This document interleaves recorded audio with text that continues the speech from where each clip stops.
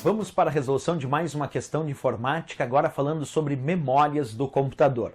Acompanhe comigo a leitura da questão.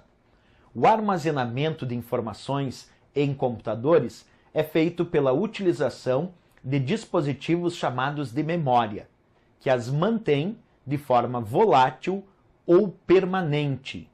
Entre esses dispositivos está a memória RAM, ou memória, letra A, magnética, letra B, secundária, letra C, cache, letra D, principal, letra E, de armazenamento em massa.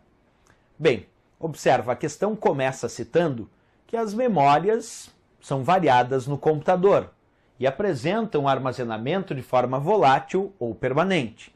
Logo depois ele cita um desses tipos de memória. Ele diz: entre esses dispositivos está a memória RAM ou memória. A memória RAM é conhecida como a memória principal do computador. Ela é uma memória volátil que armazena os dados somente enquanto esses dados estão sendo processados. Essa memória RAM, justamente por essa característica, ela tem como função armazenar os dados que estão sendo processados, os dados que estão em processamento, é que ela foi chamada de memória principal. Portanto, quando vamos estudar a memória RAM, temos que lembrar de algumas características. Por exemplo, a memória RAM tem como sua sigla memória de acesso aleatório. Segundo, a memória RAM é volátil.